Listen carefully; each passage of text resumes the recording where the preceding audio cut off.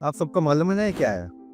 कोई इसको पेट के लिए बहुत अच्छा है सोच के खा रहा है, कोई इसको फास्ट में पूरा दिन खा रहा है, कोई त्वचा की सुंदरता बढ़ाने के लिए खा रहा है और कोई शाम को चखने के रूप में खा रहा है। लेकिन आपको मालूम है इसके नुकसान क्या है?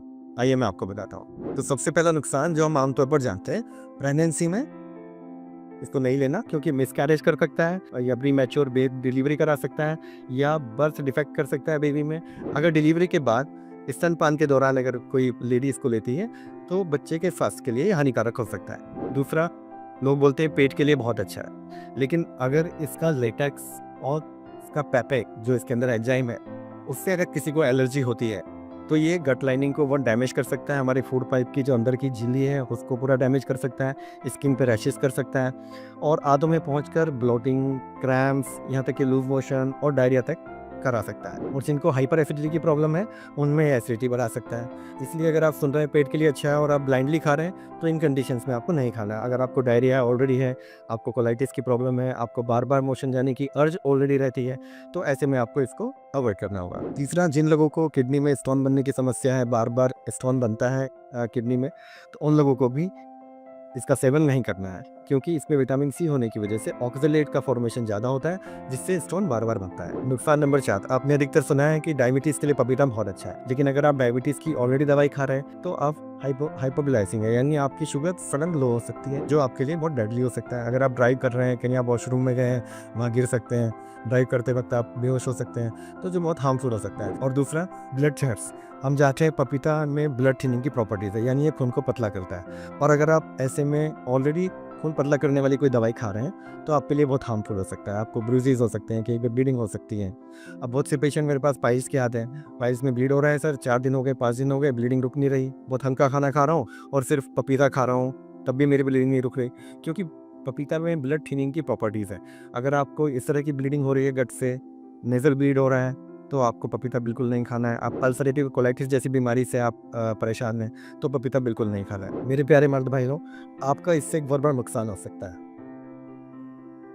ये कहीं न कहीं शुक्राणु की क्षमता को खराब करता है। आपके शुक्राणु कम बन सकते हैं, शुक्राणु की जो मोटिलिटी है वो खराब हो सकती है। आप बेबी प्लान कर रहे हैं तो ऐसे में आपको कम से कम 2 या 3 हफ्ते पहले पपीते का सेवन छोड़ना होगा। पीरियड्स के दौरान महिलाओं को इसका सेवन नहीं करना क्योंकि इसकी वजह से उनका जो ब्लड फ्लो है वो बढ़ सकता है, या जिनमें ऑलरेडी हैवी फ्लो की टेंडेंसी है उन लोगों को बिल्कुल भी इसको नहीं लेना है। अब इसका मतलब ये नहीं है आप पपीता बिल्कुल नहीं खा सकते। आप खा सकते हैं, लेकिन आपको पता होना चाहिए कब, कितना और कैसे।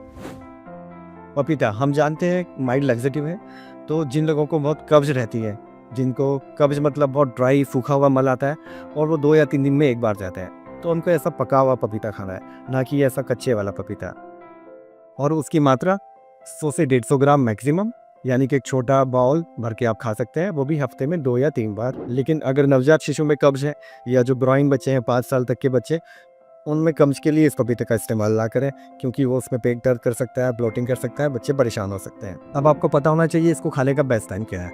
आप ब्रेकफास्ट के 1 या 2 घंटे बाद मॉर्निंग में खा सकते हैं, और अगर आपको डिनर के बाद खाना है तो कम से कम 2 या 3 घंटे का गैप अगर आप मेंटेन कर सकते हैं। अब मैं आपको बताऊंगा कॉम्बिनेशन। आपको पता होना चाहिए किसके साथ आपको पपीता को कंबाइन करके नहीं खाना है। तो सबसे पहले आता है मिल्क या डेयरी प्रोडक्ट्स, इसके साथ आपको बिल्कुल नहीं लेना। जैसे मैं देखता हूँ आजकल बच्चे जिनके बाद पपाया शेक पी रहे हैं या डाइटिंग पे हो तो पपाया शेक पी रहे हैं, तो आपको पपाया शेक बिल्कुल नहीं लेना है। और अल्कोहल के बाद शाम को कुछ लोग सोचते हैं कैलोरीज कट करने के लिए पपीता खा लेते हैं, तो वो आपको बिल्कुल अल्कोहल के साथ कंबाइन नहीं करना है। याद रखें, हमेशा ताज़ा कटा हुआ पपीता खाएं, जो बच जाए उसको फ्रिज में स्टोर ना करें क्योंकि उसका इस्तेमाल आपकी सेहत के लिए ठीक नहीं होगा। और हाँ, पपीता कब्ज का इलाज नहीं है, तो इसको सिर्फ कब्ज में सपोर्ट के लिए खाएं और अपने कब्ज का प्रॉपर इलाज करें, क्योंकि ज़्यादा खाने से आपके गट के अंदर इन्फ्लेमेशंस यानी सूजन होगी, जिससे आपको अल्सरेशन हो सकता है और गट की परमिएबिलिटी बढ़ सकती है और आप अपने न्यूट्रिएंट्स को लीक कर सकते हैं और लीकी गट जैसी समस्या और इरिटेबल बाउल सिंड्रोम से परेशान हो सकते हैं। अब हमें पता होना चाहिए कि इस मौसम में इसको नहीं खाना है। पपीते की तासीर गर्म होने के कारण इसको आप गर्मियों और बरसात के मौसम में ना खाएं। सर्दियों और बसंत ऋतु में आप इसका आनंद लें, लेकिन जैसा आपने सुना होगा अति सर्वदा वर्जित, यानी excess of everything is bad, तो उसमें टॉप लिस्ट पे पपीता रहेगा। यानी आपको इसको कभी भी ज़्यादा नहीं खाना, हमेशा इसको मॉडरेशन में खाना है। और हाँ, अगर आप किसी पपीते के शौकीन को जानते हैं तो उसको वीडियो ज़रूर शेयर करिए और हमारे चैनल को फॉलो और सब्सक्राइब करें, और अगर वीडियो पसंद आए तो शेयर करना मत भूलिए।